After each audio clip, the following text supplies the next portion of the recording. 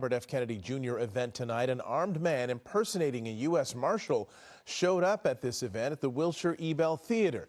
Kennedy's security noticed something suspicious about him and detained him before they called police. The man was arrested.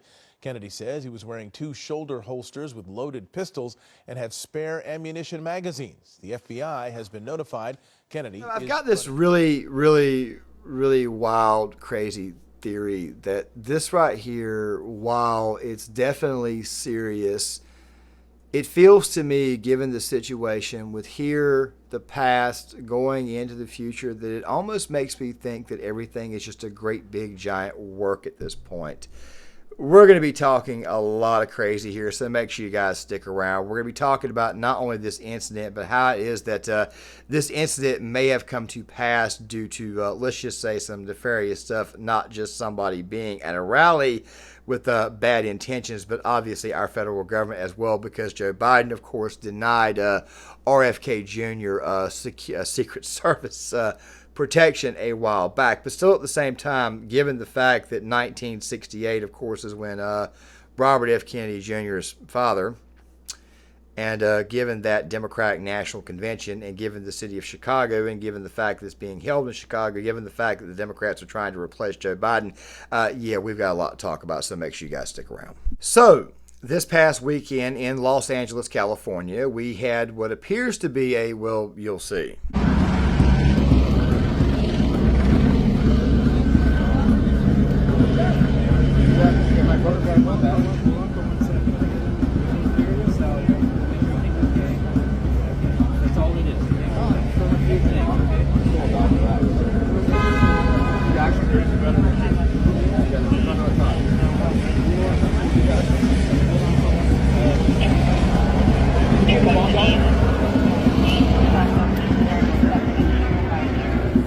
Officer, we have a bomb dog. You want to take a look at that bag really quick before you guys get into it? I know that I have opened this video up very oddly, but the reason for that is because obviously we're talking about some pretty, let's just say some pretty out there in the weeds type of stuff. And of course, we're talking about Robert FK Jr. And of course, this guy who was escorted out, somebody that they went ahead and labeled it as an assassination attempt, when in reality, it was a guy who had actually snuck across into his actual security detail. So therefore, you probably could automatically assume that something was about to happen, or something was, let's just say that something was definitely wrong with this picture. So what was this exactly? Well, you've got a lot of people out there speculating that this was an assassination attempt. You got a lot of people out there also speculating that this right here may have been a bit of a work, which is very funny because we're going to be talking about that word a lot in this video. Now, I've not spent really any time on this channel talking about Robert F. Kennedy Jr. The thing about RFK Jr. is I think he is the guy who is obviously going to be there to kind of take votes away from Biden in the actual primary process. But seeing how it is that old Joe has decided to deny Robert F. Kennedy Jr. Secret Service protection, that's a very big red flag in this. And also to go on top of this, seeing how it is that Joe has also pretty much had the DNC shut down any debate, it makes me wonder who the Democratic nominee is going to be in 2024. I have a pretty solid feeling that it's not going to be Joe, but I also don't think it's going to be RFK. And I also don't think it would be Michelle Obama like a lot of other people mentioned. I believe it's the current Vice President of the United States who they're going to use, and they're going to run an ultra-woke ticket. And regardless of how many fortifications you put in place, there's no way in the world this woman's going to be able to win. However, though, it's very possible that this theory just may come true. Don't worry, we'll pay very close attention to that. But for the purposes of this video, though, we got to talk about this. Now, before I go any further, Maj Toure, he was on scene out there, you know, black gun owners. That's basically what his thing is. And he had this right to say. RFK Jr. just had a guy pretend to be a part of his security detail. The guy was not. He had a marshal's badge, firearms, and mags, and went up to him. He has subsequently been arrested. Now, the irony is RFK Jr. is a staunch anti-gun Democrat, but somehow he advocates and says that he should have a Secret Service detail and wants to unarm Americans. Guys, make sure Now, that video was cut short. The original release was right around a minute 20 seconds. The reason why I did that was because beyond the 28-second mark, it suddenly turns into a class promotion, meaning come see us, come meet up with us. Let's go ahead and learn about the Second Amendment. Go ahead and get used to gunplay. Go ahead and arm yourself, all that type of stuff there. Now, Robert F. Kennedy Jr., and of course, we're going to be talking a lot about his daddy and his uncle in this video. He has had some takes and he's had some mentions, of course, about the federal government and what he actually thinks happened to his uncle and his father both, which is very odd seeing how it is that his father, and like I said before, I'm going to be talking about that word work a lot in this video, seeing how it is that his father was actually assassinated in a hotel kitchen in LA during the 1968 Democratic National Convention, or actually it was going into the convention. It looked like RFK Sr. was going to win. He was going to become the Democrat nominee because Lyndon Baines Johnson had decided not to seek re-election, and he knew that he could not win. Well, lo and behold, after the California primary, RFK Sr. was eventually assassinated by a guy named Sirhan Sirhan. I'm going to play the next 2 minutes and 20 seconds for you guys. This is kind of the old report archive footage. We'll come back on the other side so that way you guys can get a bit of an idea of what the atmosphere was like. It is a little bit boring, but I'm going to play it anyway so that way you guys can kind of be reminded of what exactly occurred. Andy West was in the hallway, the kitchen hallway in the Ambassador Hotel last night when Senator Kennedy was shot. He is perhaps the man who was closest to the senator when the shots were fired. Let's go back now to that hour last night. First, Senator Kennedy in victory, and then the voice of reporter West as our cameras show the panic that gripped the scene. So I thank all of you who made this possible this evening, all of the effort that you made, and all of the people whose names I haven't mentioned, but who did all of the work at the precinct level, who got out the vote, who did all of the effort, brought forth all of the effort that's required. I was a campaign manager 8 years ago. I know what a difference that kind of an effort and that kind of commitment makes. So I thank all of you, those of you who are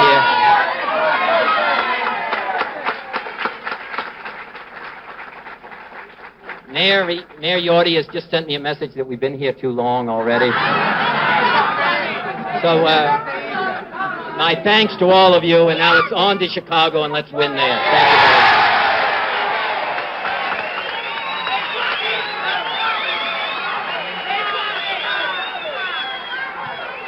very much.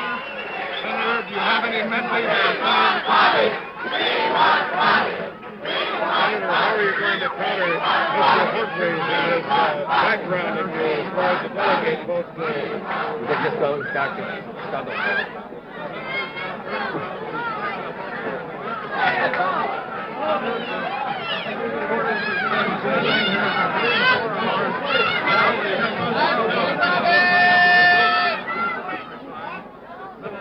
With it. If you turn it out. Oh, good. Thank you very much. You can write him a letter and you'll get it back.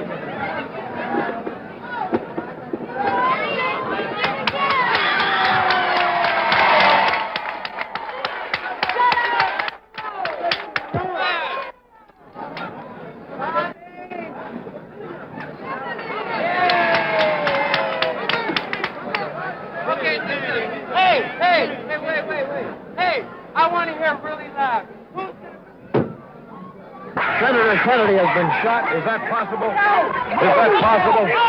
It could. Is it possible, ladies and gentlemen? It is possible. He has not only Senator Kennedy. Oh my God! Senator Kennedy has been shot, and another man. A Kennedy campaign. And Robert F. Kennedy Jr. has not been, under any circumstances, shy about letting you know what's happened to his father, but he's definitely put a lot more emphasis on his Uncle Jackie. Robert Kennedy Jr. blaming the CIA for assassinating his uncle, former President John F. Kennedy, back on November 22nd, 1963.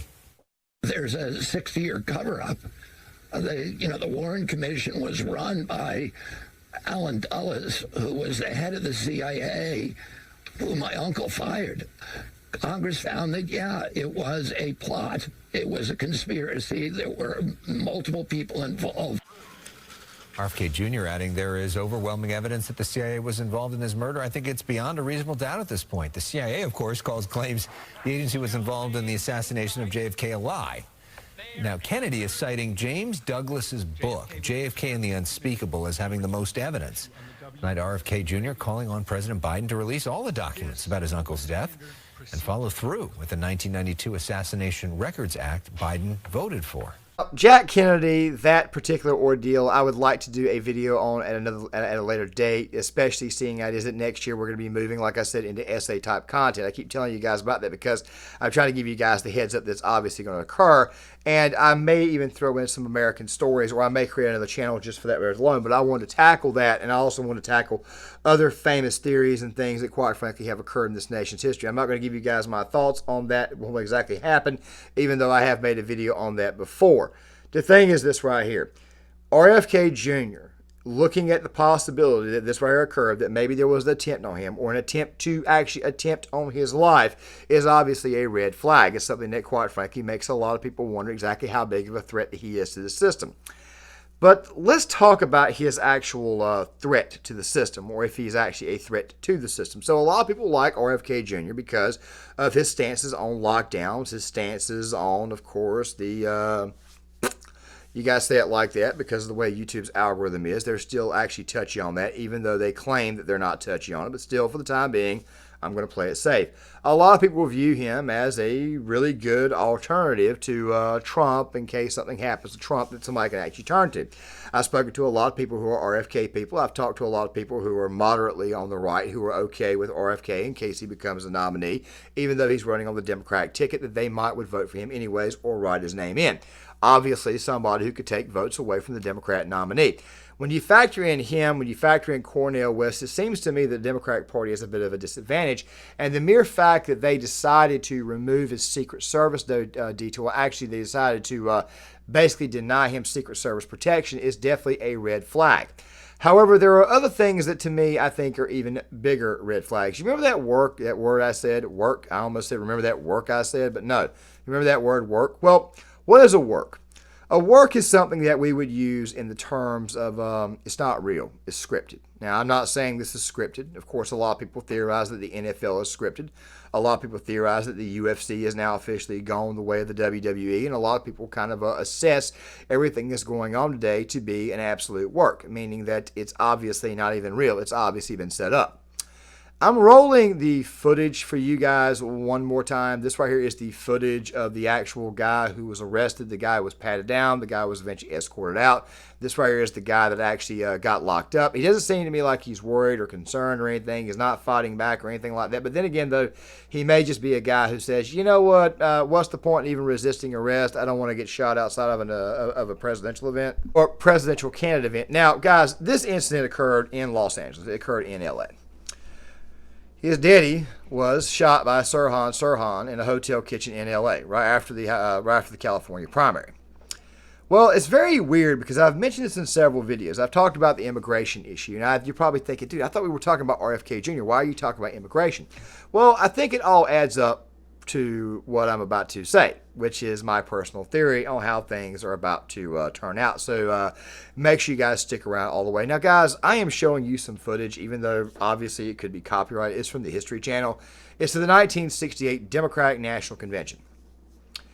This convention was famous because it had race riots. The city of Chicago dealt with riots pretty much all night. As a matter of fact, many people believe that that convention, that particular episode, comparing it to how the Republican National Convention was ran that year in Miami, people think that this right here was actually the thing that may have swung the election to Richard Nixon. And Richard Nixon in the 1968 primary, while for the most part it was close early on, eventually he would have a pretty well commanding lead and he would eventually dominate. Of course, you got those people out there who claim, oh God, the Southern strategy, which by the way is a bunch of BS because it was actually a Sun Belt strategy, not a Southern strategy. And by the way, Nixon didn't even win the Deep South. George Wallace did, the third-party candidate. Like I said before, you do have some people out there who could eventually become third-party candidates. You already got one in Cornel West.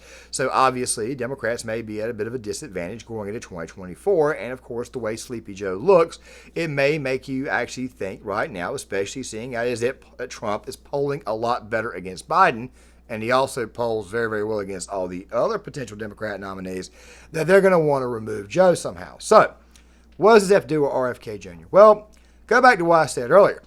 1968, RFK Jr., the brother of Jackie, was taken out. I'm not saying who did it. I'm not going to do that because obviously YouTube will find a way to get rid of this channel as long as you don't say it outright, which is part of the reason why Rumble exists, which is part of the reason why it is that I'm going to start venturing back on the Rumble in 2024. I like to do things at the start of the year. It's just how I am.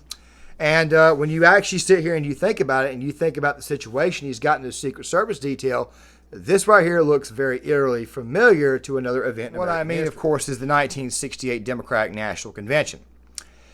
That National Convention was held in Chicago. Well, take a wild guess at where 2024 is held at. Chicago.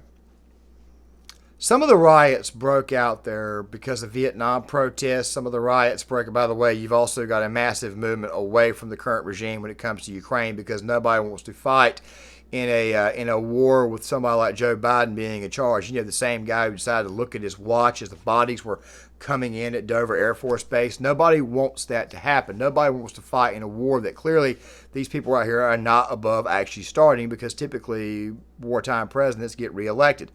However, there's also a lot of problems with that. There's also a lot of problems with Michael Lichtman's 13 keys to an election victory. There's a lot of problems with that as well. There's also a lot of problems with the whole riot theory. You see, a while back, Tim Pool said that riots always help the Republicans, and he was wrong about that. What happens is that riots actually end up hurting the incumbent party. 2020, you had riots. Donald Trump was in office. Joe Biden went over. 2016, Barack Obama was in office. Riots occurred. Trump got over. 1992, George Herbert Walker Bush was in office. You had the LA riots. Guess what happened? Bill Clinton got over. Also, something else, too. What else did we... Oh, yeah, that's right. 1968, you had a Democrat in office in Lyndon Baines Johnson. Of course, he was not the nominee. His vice president, Hubert Humphrey, was the nominee. And guess what? Richard Nixon went over. You see, it's got nothing to do with party. It's got to do with incumbency. It just got me thinking that maybe we are, in fact, going through another work. Maybe we're going through a work of what 1968 was. So let me go ahead and paint the scene for you. Let me go ahead and paint the scenario for you. Right now, you have a border crisis, okay? You have a Democratic Party that's going to be running on wokeness because they obviously found a way to survive 2022. You see, many people thought that 2022, myself included, was going to work out very, very much against the Democrats. I didn't predict a major red tsunami or a bloodbath like Joe Rogan and many other great political scholars. These people are absolute morons. Kept on saying it was. I mean, hell, even Ben Shapiro was screaming red tsunami, bloodbath. Like the river of blood, like in that scene in The Shining. Of course, he got it wrong, like Ben Shapiro normally does get it wrong when it comes to political strategy. I mean, the guy just is not very good at political strategy. He's very good when it comes to the issues, but he's extremely bad at when it comes to political strategy and overall political predictions. He's absolutely horrible. Anything he says, the exact opposite normally turns out. However, I sit here and I look at this situation, and even though I'm rambling and I'm going through a bit of a rant here, I can't help but think to myself that in 1968, all those riots occurred for a multitude of reasons. So let's go ahead and set the scene. 2024, you got an old white codger, not mentally there, running for president. You got a lot of Democrats. I mean, even Cenk Uygur, of all people, doesn't want Biden to run again. I'm tired of these guys. We're doing a petition. And so, look, the petition is get out. I put it a lot more politely than that because a lot of people love Joe Biden for whatever reason. They just think he's too old and he's going to lose. I 100% agree that he's going to lose. So we're doing a petition. President Biden, please drop out. And I put it very nicely. President Joe Biden has had a long and historied career in America. You've got vast pockets of the radical left, which, by the way, he would need to get over because it was the additional 11 million votes to go on top of the 11 million people who just didn't care. They just wanted the stuff to end. Talking about 2020, talking about COVID, that went out there and voted. You would need those boots on the ground to push you over because Joe Biden had no chance before COVID. Nobody had a chance before COVID against Trump. The economy was rolling perfectly. And while they keep on telling you that the economy is going well, all you got to do is take a look at the price of everything to know that that's not the case. And as I've said on multiple occasions, a lot of guys are working 2 and 3 jobs right now just to get 12 hours a week from one job. So in reality, the economy is actually doing pretty bad. So in 2024, what do? You don't have any debates. You don't have the ability. You don't have any debates. You don't have any discourse at all, even though Biden is leading over RFK Jr. So you got to get him out of the race. You got to intimidate him. You got to do this because if he becomes a Democrat nominee, 2 things could happen. Number one, more than likely, if he was a Democrat nominee, he would lose because, and I hate to say this to Robert F. Kennedy Jr., but I think the voice, I'm not making fun of him. I want you to know now, I'm not making fun of him, but I think given the way he talks and whatnot, that actually hurts him, and he's not as well articulate It's not that he's not smart. Trust me, he's very, very smart. The guy is an environmental attorney. He knows a lot of things that I don't know, even though I don't agree with his climate change policies. I damn sure don't agree with his Second Amendment policies. The guy is actually very, very much an anti-gunner. But if he's the Democrat nominee, he either A, could lose, allowing someone like Trump, who is a threat to the establishment, seeing how it was his first term, the establishment did everything they did to him, and now he's running on that platform of revenge, retribution, and people do believe he would, in fact, do a lot of what he claims he wants to do. I think it's really more like half, maybe some of it, depending on what type of Senate majority he has, which, by the way, I've mentioned on several occasions on this channel that the 2024 Republican Senate is actually, the Republicans have a golden opportunity of running the score when it comes to that. If you've got potentially 57 to 60 senators, that's damn near a filibuster-proof majority, and if the economy continues to tank, it's going to lead to a 2008-style landslide for the Republican. Like I said, it's going to be 2008, but in reverse. And then you have a candidate in Trump who would only be here for one term, but he would have a major mandate. It would actually, him being basically unopposed and not have the shackles of going for a second term, could actually make him very dangerous. So that right there is possibility number one. Or possibility number two is that you simply want him out of there, because what if RFK Jr. wins? He himself could also be a threat. This right here is a guy who would also be running with some form of vendetta as well. I mean, you guys heard him. He believes that the government took out his uncle and his father both. So that right there is the problem. So what do you do if you're the Democratic Party? Who do you replace Joe Biden with? Well, you've been leaning into wokeness. You've been leaning into identity politics. You've been leaning into racial politics. So what do? You put Kamala Harris up there, and seeing how it is that they keep sending her to universities where she gets cheered on like crazy, but only cheered on by black women, which is only about maybe 3% of the overall electorate, it makes you wonder if this is just another great big giant fart. Kamala word salad Harris, meaning that this is all she can get, is young black women and young liberal, very, very liberal women. However, meanwhile, you keep seeing these graphics that come from all these polls that show Republicans, especially Donald Trump, is gaining with suburban women, which, by the way, I have said before, Republicans need to focus in mostly on married families, young men, young black men, Hispanics, and of course the overall male demographic as a whole, and their overall vote totals would go up. Focus in, like I said, on young males, which are turning conservative, black males, which are turning conservative. Focus in on married families, white working class, which is a very, very large portion of the base. You do that right there, and of course you appeal to Asians and Hispanics, you'll win in a major landslide. Meanwhile, the only people that would vote for Kamala Harris are young black women, young white single women who are very, very much in favor of hardcore abortion. And while there are a lot of them out there, that base, when you compare it to the size of what I just mentioned that Trump would be getting, is actually quite minuscule. At the end of the day, she's only getting single ladies and white liberals. She's not getting any independents, because every time she talks, she turns them off. However, Democrats are in fact playing with fire when they go with this strategy, as I'm about to explain now. Chicago is without a doubt the most woke city in the country right now. You've got a very woke mayor, you've got a very weak mayor. When you get a lot of people at that convention, and you have right now what you're seeing in Chicago with the immigration problem, when you've got all these people going at one another's throats, when you've got black people who are upset with Hispanics in the area, who are upset with everybody, and then you have a convention where you lean completely into wokeness, this right here could lead to basically a redo of 1968. You see, this is part of the reason why it is I have used the term work at least 2 or 3 times in this video, because to tell you the truth, it's actually so perfect, the situation calls for such a disaster, that it quite frankly almost feels like a complete total work. That woke mayor, that extremely high crime rate, the immigration problem, Kamala Harris being inserted as the nominee without a lot of people getting a choice. Yeah, going to be a lot of very upset people. As a matter of fact, I think what happened in 2016 at the Democratic National Convention, when Bernie Sanders ultimately got pushed off to the side, which, by the way, people keep saying he was screwed, and I look at it and I'm like, he just didn't have the delegate count. So when you actually look at the situation, you actually dive into it, it looks to me like this could be a complete total disaster. It feels to me almost like it's a great big giant work is what the hell it is. I mean, that's exactly how perfect the situation is. That's how ripe it is for disaster. And with that right there being said, guys, I'm going to go ahead and halt this video now, but this right here is what I'm seeing right now. Make sure you guys hit that like button for the algorithm. Please share the video, pass it around to your friends and your family. Make sure you guys get this out to them. Also, if you're new to this channel, please consider subscribing. Also, hit the notifications bell so that way you guys are notified when my videos come out. And with that right there being said, guys, make sure you guys also leave a comment. I would love to get you guys' thoughts on this. I understand it's a very crazy theory, but make sure you guys do so. I would love to hear what you guys have got to say.